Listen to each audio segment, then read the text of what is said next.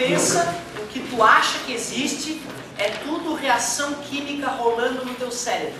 Se essas reações químicas ocorrem de maneira, né, anormal, tu a qualquer momento pode virar outra pessoa. Tem vários casos, uma pessoa absolutamente sem sintomas, passar a ter problemas de raciocínio e de comportamento, do nada, aparentemente do nada.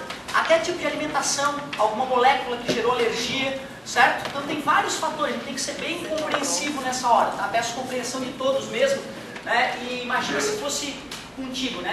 É uma situação bem delicada, certo, pessoal? Vamos se concentrar aqui na nossa física e deixar os fatos outros para outro momento. Uma aula importante, hein? Uma aula muito importante hoje, porque eu vou te mostrar que aquela pilha que tu compra lá no supermercado, a pilha de... qual é a voltagem da pilha? Eu sempre esqueço. As pilhas normais, quantos volts tem, galerinha? 1,5, muito obrigado, tá? Não é normal tu não lembrar disso não, tá? Tu já viu tantas, né? Se tu nunca na tua vida olhou e prestou atenção nisso, é algo importante de ver se tu, né, presta atenção naquilo que tu faz no teu dia a dia ou não. Então tu tinhas que saber, e é necessário que saibam para o vestibular, que as pilhas convencionais têm 1,5 volts, tá? É fundamental que tu lembrasse disso no teu dia a dia. Criança sabe isso. Criança sabe disso, ela vai, né, acabou a pilha do carrinho dela, ela quer comprar a pilha, ela sabe exatamente qual é a voltagem da pilha que vai no carrinho. Até o tamanho ela sabe. E a pilha grande e a pequena, professor? Não pensa que a pilha grande é 1,5 volts grande, não. A pilha pequena é 1,5 volts pequeno. Não viaja, é 1,5 volts. A diferença é que a pilha grande, como ela tem mais superfície condutora, ela tem uma resistência interna menor. Certo? Então a pilha grande tem resistência interna menor, a pilha pequena tem resistência interna maior e, portanto, vai poder passar menos corrente por ela. Certo? E além do mais, o mais importante é que a pilha grande tem mais material, portanto armazena mais energia, fica mais tempo funcionando. Beleza? Mas ambas com 1,5 volts. Não, é mentira. É nessa aula que tu vai descobrir que apesar de tu comprar pilha com 1,5 volts, tu jamais usou 1,5 volts da pilha. Pode ir, amigo. Pode pegar o celular ali. Tá mexendo no celular? Então pode ir. Fica à vontade. Galerinha, então olha só. 1,5 volts é só com a pilha desligada. Ligou a pilha, não é mais 1,5 volts. Beleza? Tomar bateria de carro, bateria do carro. 12 volts, parabéns, tem que saber também. É coisa do teu dia a dia. Bateria do carro é 12 volts. Ligou a bateria, já não é mais 12. Já não é mais 12. Ou seja, a bateria só tem 12 volts quando está desligada. Se ligou uma lâmpadazinha, já não é mais 12. Por que isso, galerinha? Porque todo gerador elétrico, a estrutura do gerador, ela pode ser de maneira simplista representada assim, ó. A e B são os polos do gerador, aquilo que tu vai conectar no circuito. Esse Ezinho é a famosa força eletromotriz. Força eletromotriz. Nome justo, hein? Né? Eletromotriz, a força que movimenta os elétrons. Força eletromotriz. Mas como esse gerador é feito de material condutor, todo condutor tem um pouquinho de resistência. E já que ela está dentro do gerador, eu vou chamar esse Rzinho de resistência interna. Resistência interna. Nada demais até agora. Mas deixa eu ver se está preparado para encarar essa aula. Deixa eu ver se está preparado para encarar esta aula. Ó, tranquilaço, nada demais. Lá, óbvio. Fala, quantos volts? Quantos volts? Qual é a queda de tensão? Qual é a DTP naquele cara ali? Que alívio. Vários, 30, vários. Que alívio. Houve uma ocasião no ano passado, daqui a 2 anos atrás, que eu fiz isso. Esta pergunta num terceirão desse tamanho, nesta época do ano, e nenhum me falou que era 30 volts. Nenhum. 30 volts, ninguém teve essa competência, eu quase surtei. Eu passei uma semana mal, né? Precisava ver como era um cara bravo. Pena que eu não filmava, senão eu ia te mostrar o vídeo. Como eu fiquei chateado, cara. Depois de meses jogando suor em cima da galera e não ter um dos 70 capaz de fazer V igual a R vezes I, é grave. Tá? Então se tu não tinha condição de calcular os 30 volts como vários fizeram mentalmente, instantaneamente, é um caso grave, precisa de ajuda e ainda dá tempo. Beleza? Então, ridículo, né? 30 volts. Olha que legal. Sempre que uma corrente percorre um resistor, ocorre uma queda de tensão. Não é isso? Ah, agora acho que eu estou entendendo o gerador. O gerador tem a tal da força eletromotriz que gera energia. Mas como ele tem Resistência interna, quando a corrente for percorrê-lo, vai ter uma queda de tensão aqui, não é isso? E aí, então, a voltagem que vai sobrar dos polos não é igual à força eletromotriz. Vamos calcular. Professor, Fala, amigo. qual é o interesse disso? Não, não é interesse, pelo contrário, é uma pena. Eu adoraria que não tivesse resistência interna, mas não tem como eu fabricar uma pilha sem resistência interna. Ela vai ter que ter condutor, ela vai ter que ter um metal conduzido de um polo ao outro, e o metal oferece uma resistência.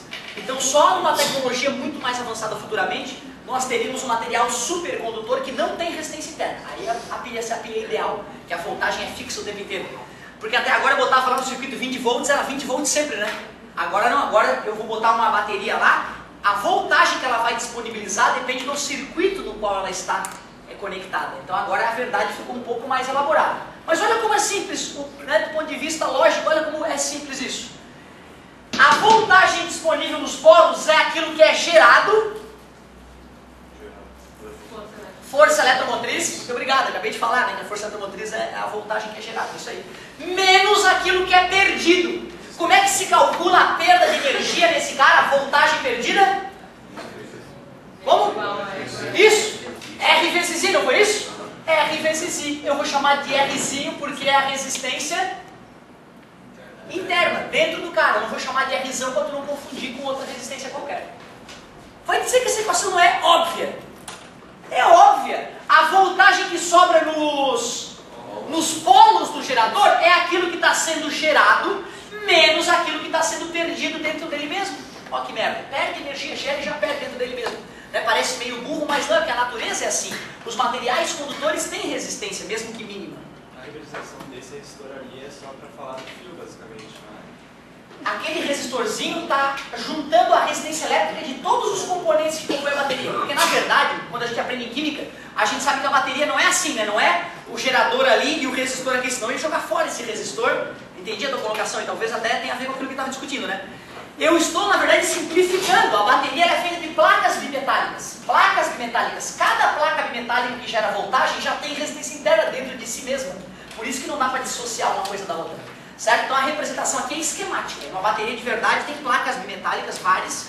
E essas várias placas, cada uma tem a sua força eletromotriz e a sua resistência interna. A gente junta as forças eletromotrizes e as resistências internas para sistematizar o estudo. É bem isso mesmo. Aliás, equação de que grau? Primeiro grau, então o gráfico é uma reta. Vamos fazer o gráfico da voltagem que o gerador disponibiliza dependendo da corrente que o percorre. Se o I é zero, bota mentalmente zero ali para mim, por favor. 0 vezes R. E E menos zero. E, então a voltagem é a própria força eletromotriz. Então quando o I é zero, quando a bateria está desligada, a voltagem é a própria força eletromotriz. Mas tu concorda que à medida que o I vai aumentando, esse resultado aumenta? E aí diminui, vai decrescendo, né, a voltagem. Quanto mais corrente passa pela bateria, menor a voltagem que ela disponibiliza. Olha que triste. Quanto mais tu precisa dela, menos ela te fornece voltagem. Que chato. E chega uma hora, cara, que a corrente é tão grande que a voltagem cai para zero. É um momento inútil, né? Seria fazer o curto-circuito na bateria, pegar os polos e conectar os polos com um fio. Não façam isso, porque toda a energia da bateria vai estar sendo utilizada na sua própria resistência interna. E aí não vai te trazer nenhum volt de benefício no circuito. Essa corrente é uma corrente muito importante, chamada de corrente de curto-circuito. Professor, Fala, amigo. o tempo também não interfere na luz. Como? O tempo? O tempo de uso, por exemplo. Legal. É que aqui, na verdade, a gente não está vendo quanto de energia química está sendo convertida em energia elétrica. Certo? Mas com certeza, o tempo que vai ficar funcionando a bateria vai determinar, né, a quanto tempo falta para acabar a carga dela. Certo? Isso com certeza interfere, mas não é o que a gente está estudando agora. Agora eu só estou querendo estudar como é que vai se comportar a voltagem da bateria, nos polos da bateria, em função da corrente elétrica. Certo? Mas com certeza, o tempo de funcionamento seria importante. Embora eu nunca tenha visto questão de gerador misturando o tempo. Já vi questão de química, né, de físico-química, falando, uma bateria tem tantos joules de energia armazenada. Considerando que a corrente é tal, calcule quanto tempo ela vai ficar funcionando. Aí sim, certo? Galerinha, olha só. Essa corrente aqui, que é a corrente de curto-circuito, é importante tu saber calcular ela. E eles não vão te fornecer a fórmula, eles vão te fornecer esta fórmula, que é chamada de equação do gerador. Equação do gerador. Aliás, o gráfico que nasce dessa fórmula é chamada de curva característica do gerador. Curva característica. Porque caracteriza, né? Característica do gerador. Eu esqueci de falar no 3A que o nome desse gráfico é curva característica do gerador. Galerinha, o que acontece com a voltagem na corrente de curto-circuito mesmo? A voltagem é zero. Tu consegue enxergar isso pelo gráfico? Né? Tem que ser, né? Porque se tu não consegue enxergar isso, como eu acabei de dizer, é um caso bem grave. Ó. Tem que conseguir perceber que naquele ponto o V é zero. Então se eu quiser calcular a corrente de curto-circuito, quanto é que eu boto aqui? Zero. Tu pega a equação do gerador e bota no lugar do V zero. E aí vamos ver, menos passa para cá, mais. O R que está multiplicando passa, pronto. Para calcular a corrente de curto-circuito é bem óbvio, ó. Tu pega tu sabe, né? Quem repete aprende. Quem fica assim, ó, não aprende.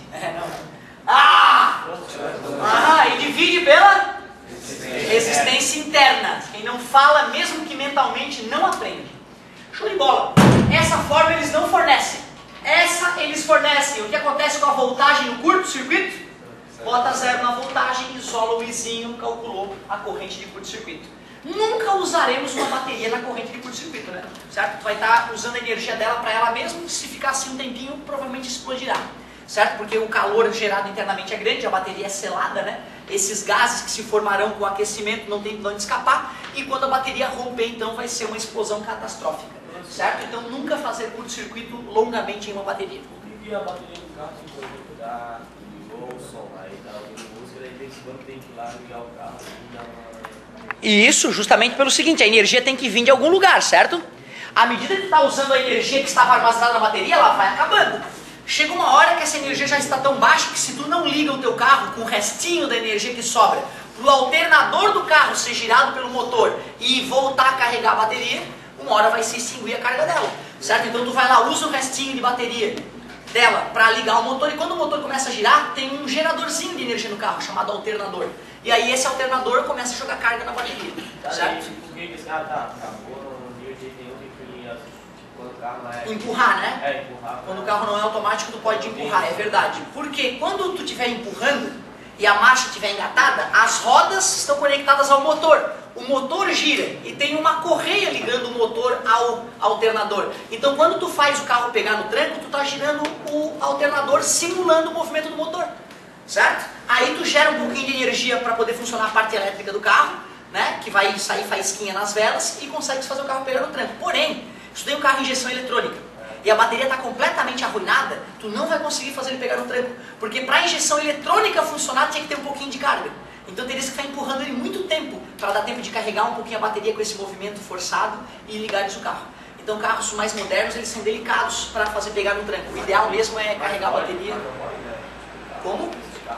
Sim, tu pode. Se não for automático, pode. O carro que tu não pode fazer pegar no tranco, em hipótese nenhuma, é o carro automático. Esse tu quebra o carro mesmo, se tu quiser fazer pegar no tranco. A maioria deles, tá? Então aí não pode. O manual deixa bem claro isso, certo? Ótimas colocações. Galerinha, olha só. Uma coisa bem importante de a gente estudar no gerador são as potências. Lembra que na última aula nós vimos 3 fórmulas para calcular a potência, não foi? A original, que é P igual a V vezes I, que nasceu da dedução, da definição de potência, que é energia sobre tempo, mais as equações da eletrostática. Já deduziu umas 2 vezes essa fórmula aqui. Aí a gente pegou a fórmula sagrada dos circuitos elétricos, o V igual a R vezes I, a fórmula sagrada, e substituiu aqui, né? Colocando R vezes I ali, ficou R vezes I ao quadrado. Ou isolando I, que fica V sobre R, e colocando ali V sobre R, fica V ao quadrado. Nós vimos que cada situação, uma delas pode ser melhor que a outra, né? Mas todas dão o mesmo resultado. Concordas comigo? Todas servem para a mesma coisa. Eu quero agora que tu me ajude a calcular 3 tipos de potência no gerador. A potência dissipada, a potência gerada e a potência útil. Potência gerada e a potência útil. É só usar o bom senso, hein, cara? Não precisa ser gênio, não. Onde é que está ocorrendo dissipação de energia no gerador? Né? Nós já sabemos que quando a corrente elétrica atravessa uma resistência, existe o efeito Joule, transforma energia elétrica em energia térmica. É lá dentro do resistor interno que vai ocorrer isso. Então, para calcular a potência dissipada, eu tenho que olhar para o resistorzinho interno. Qual das fórmulas é melhor para calcular usando R? Com certeza, só que aí para não chamar de Rzão, para não confundir com qualquer resistor, eu vou chamar de Rzinho, mas não vai pensar que ele vai te dar essa fórmula, cara. Ele te fornece essa e provavelmente V igual a R vezes I. Já vi a UFES que exigir que o aluno busque essas duas se ele precisar, certo? Coisa que a gente já discutiu bastante sobre isso. Ou ele pode até te fornecer essa, ó. Ou seja, tu pega essa fórmula que mede potência e aplica ela bem no resistor interno do cara. É só trocar o Rzão pelo valor do resistor interno. Aí eu chamei de Rzinho. Então não vai pensar que é uma fórmula nova, porque não é. É uma fórmula velha aplicada no sujeito novo. Só isso. Quem é que está gerando? Será que a potência gerada é aquelas dos polos ou da força eletromotriz? Nós acabamos de ver que quem gera a energia é a força eletromotriz. Então como é que calcula a potência gerada? Isso, é V vezes I, só que no lugar do V, eu coloco a voltagem da força eletromotriz, vezes I. Simples assim. Nada demais, né, gente? Nada demais. O que é potência útil? O que seria a potência útil? Aquilo que ele realmente joga no circuito, que é justamente os polos, a voltagem nos polos.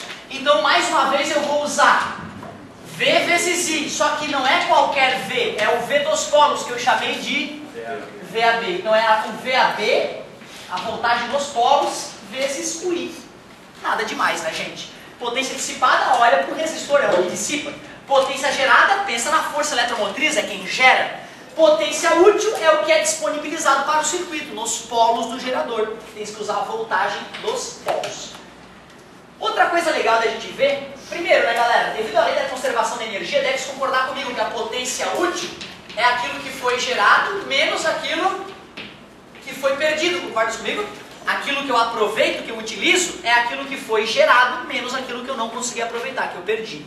Ou se tu quiser, potência gerada é a útil mais a dissipada. Pode ser também, né? Aquilo que eu gerei, uma parte foi utilizada, outra parte foi fora, foi a dissipada. Certo? Nada demais.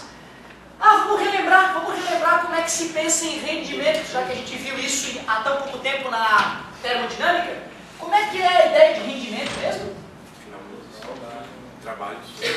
Legal. Se tu for pensar em termodinâmica, é o trabalho dividido pelo calor, é o lucro sobre investimento. Então vamos pensar em lucro sobre investimento, porque aí a gente pode aplicar em qualquer área da física, inclusive na área financeira, que é uma área muito importante, né? O quanto antes tu organizar a tua vida financeira, menos sofrimento na tua vida adulta. Pode ter certeza, como eu me atrasei para organizar a minha vida financeira. Há poucos anos começou a sobrar dinheiro na minha vida.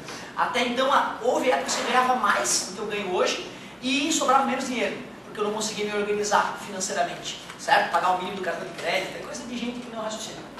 Fica à vontade, querido. Galera, ó, rendimento. Tá lá. É lucro sobre investimento. Qual o lucro que eu espero do gerador? É a potência útil. É o lucro que eu espero, é a potência útil. E qual é o investimento? Potência gerada. Qual é a fórmula da potência útil? VAB vezes I. Qual é a fórmula da potência gerada? E vezes I, cortando I com I, o rendimento de um gerador pode ser obtido pegando a voltagem nos polos e dividindo pela